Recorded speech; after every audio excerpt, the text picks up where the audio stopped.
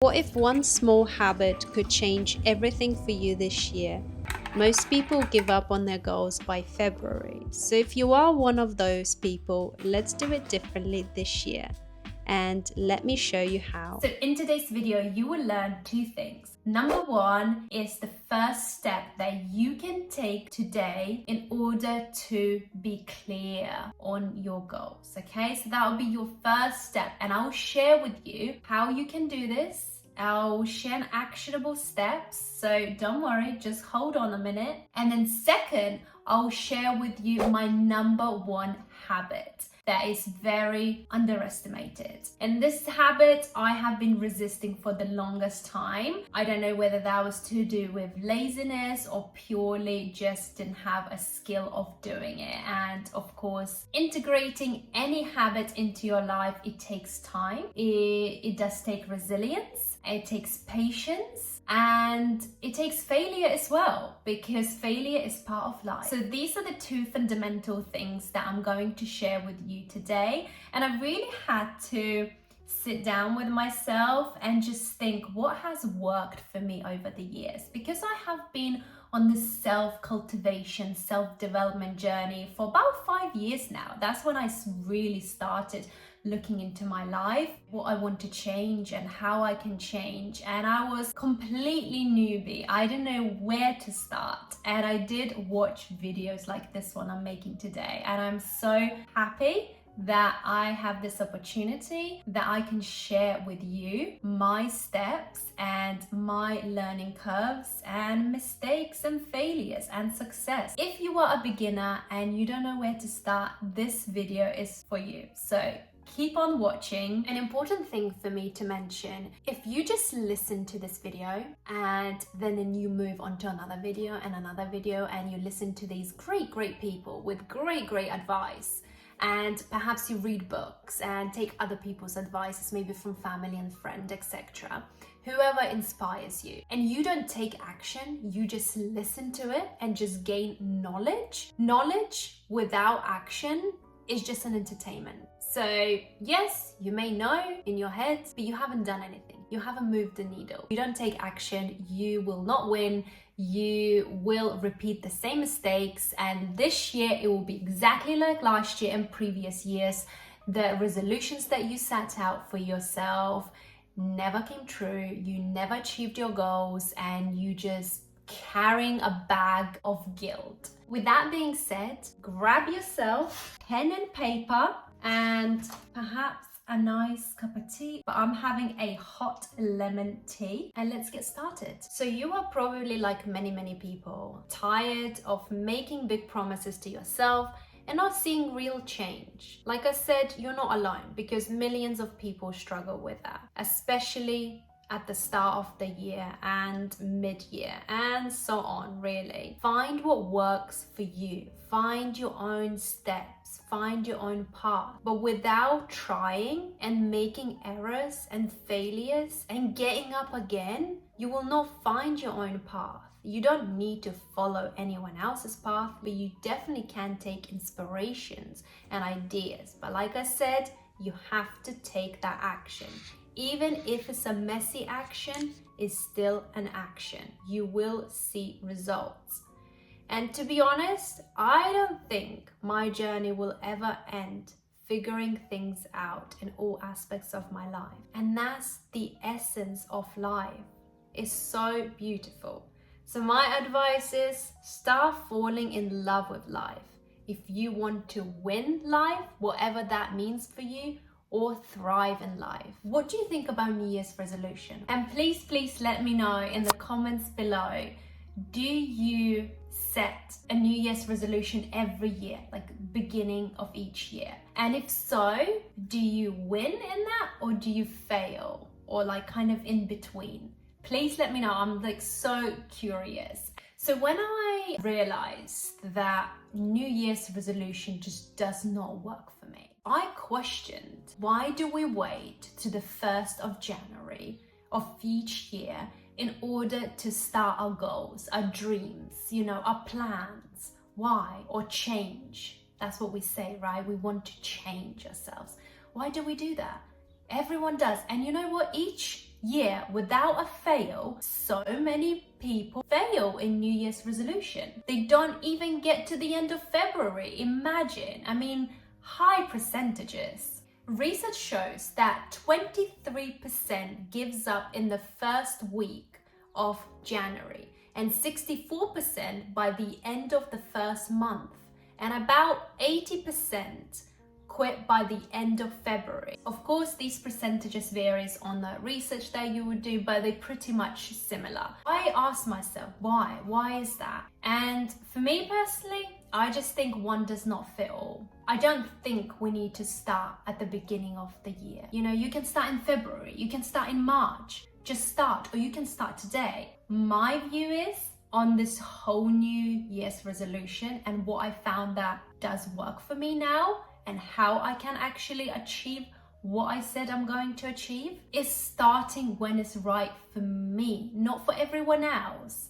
So we don't have to follow the trend. We don't have to follow the tradition. I know it's a tradition, you know, setting out New Year's resolution, but if it doesn't work for you, why follow the whole crowd? Go the opposite way. Go the way that works for you and fits for you, not for everyone else. So this is my outlook on New Year's resolution. And I personally started my New Year's resolution last year, 2025, in December. That's when I started doing things that I want to do for this year. And I already started kind of getting in the momentum and training my muscle for that certain habit. But a lot of my habits I kind of just continued because they work for me. So in order to achieve anything, you have to create systems. I didn't know that such a thing exists, that you have to set systems in your daily life, like categorize in the different areas of your life. And oh my goodness, what a life change. Honestly, just understanding that and actually just setting some systems, it changes your life. And you're already doing that, probably more forced when it's to do with work, you know, and schools. Maybe you've got children and taking them to school, etc. Certain systems are forced into you have to do it in order to obey life rules, right? So with that being said, you can create your own systems that will make you happy and thrive in your life, and you will know how to achieve the goals. So the first step that I did, and I would really advise for you doing, before you set any goal, ask yourself, why do you want to change your life? Why is this year is the year that you want to change your life? And don't ask anyone else. Don't rely your opinion on other people's opinion or external matters. Don't rely on that. Ask yourself. Just tune in, listen to your intuition, and ask, why do I want to change my life? Whatever your goal is this year or goals, first of all, I would really advise start with one goal. Just start with one goal and achieve that goal. Your life will be much easier and less complicated, okay?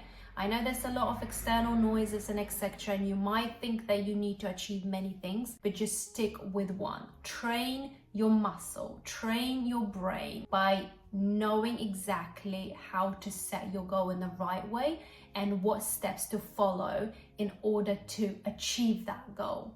When you do that, when you train your mind and you have achieved your goal, because that will be your reward, your brain will want more, you will want more, and you're like, aha, I achieved that, and now I can achieve another goal. But now you know exactly what steps you need to take in order to achieve that goal.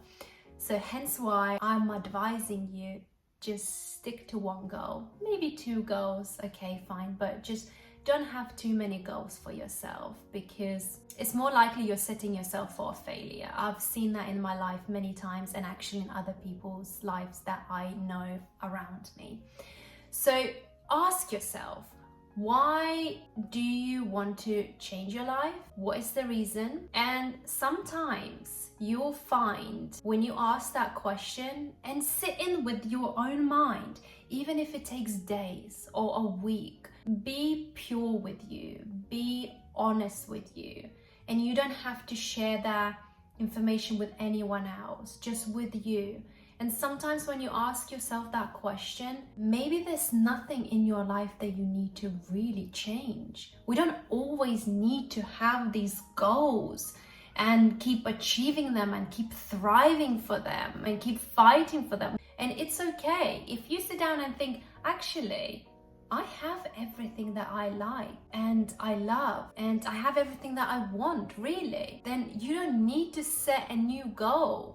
Perhaps you just need to maintain what you have and enhance what you already have, whether it's to do with your family, maybe with the personal goals, maybe with losing weight, or maybe becoming more active, or maybe your nutrition. Maybe you just want to pay attention what you are eating and putting in your body, or maybe your mindset, to give a little nudge to push and make it more stronger. Maybe at the moment it's not really strong.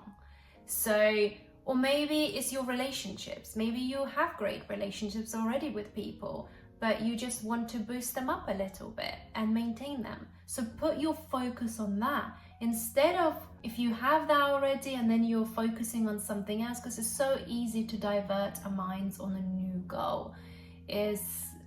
I guess it's just the way we get influenced by society, that we always have to thrive, we have to always be active, and we always have to achieve, and we have to be productive.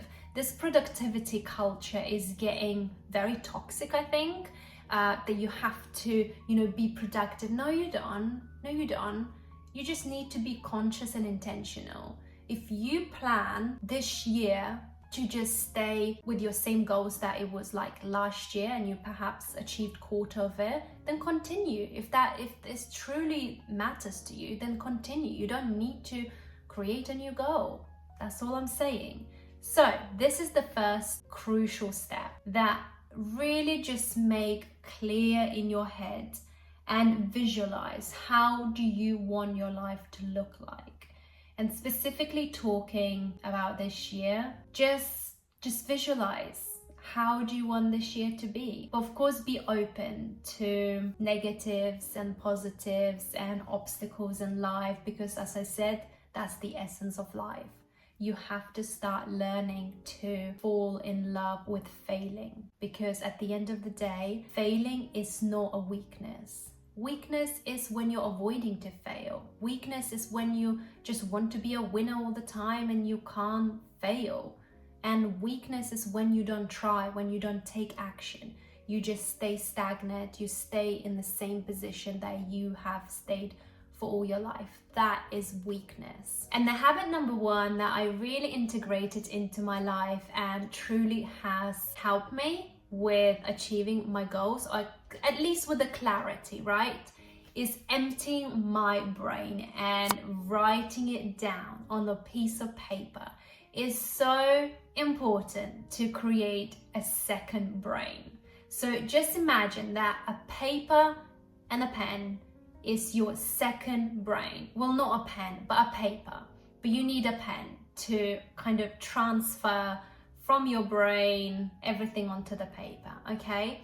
So this is, I know, a very underestimated habit that a lot of people talk about it, but I know a lot of people don't take action, and I'm one of those. I definitely just used to ignore. And the reason I did, because I didn't have that skill. I never used to write things down. Maybe, of course, journaling I have done since I was very, very young, but it's always been on and off. It's just because I never had the muscle trained where you write things down on a piece of paper. So why is it important to write things down on a piece of paper? Whatever we have in our head, why is it so important to drop everything on a piece of paper? Does it even work, and does it matter? Does it actually make difference in life? Well, yes, it does. There's lots of research has been done that it does work, and personally, I have seen in my own life is when you write the ideas and all that noise in your head is happening, and then drop those words on a piece of paper, then you allow a mental clarity, and also it gives you organization. Because thoughts and ideas in your mind can be vague and you can forget them easily. It happens every single day to many of us. So like complex problems we can make them more simpler if we write them down. So making goals more achievable, because when we write things down, we can clearly see what we have written down. We can write our goals, and next to our goals, we can write which steps we have to take in order to get to our goals. And also you can track progress. So whatever progress you have done, you can tick them off or you can write them down, and you can always go back, after a week or a month and remind yourself, yes, I've done this. I said what I'm going to do, and this is my progress. And if you haven't done, you can always look back as well and say, I haven't done, so I need to work more on this particular thing. When you write things down, you generate more ideas and it's more clear. You can see, when you're, let's say, walking, usually when I'm outside walking, I have one idea, and then from that idea there's another idea. Suddenly there's lots of light bulbs appear and you have so many ideas, but because you're keeping in your head, by the time I get back home, I have forgotten most of them. I only remember maybe one, and I'm thinking, what did I think? There was an idea, there was a really, really good idea in my head, and I completely forgot. When you cannot expect your brain to retain all that information. So you have all these ideas, all these visions, you have these life expectations, plus what life gives you on that day. It's a heavy load for your brain. So you cannot expect to remember everything, because we won't. And depending on each individual, how, your brain works, etc. So my best advice is to write it down. And did you know there is 42% chance of you achieving your goals if you write them down? That's crazy. That's a lot. That's a big percentage. So if you are intentional and conscious with your goal and you write them down and you make the plan, you are more likely to follow that plan and achieve, which is amazing. So that's why it's important to write things down. And to be honest, I have noticed for myself, when I set goals and if I write them down and I keep coming back to them and reviewing, and then usually I write a plan as well. It's not just a goal. I write a goal in details, and then I write a plan, what I need to do, what steps I need to take in order to get to that goal. So when I do that, I've noticed that I am more likely to achieve, and I have been able to achieve those goals because of writing it down. Thank you so much for watching. It means a lot to me, and I'll see you in my second episode. Bye bye for now.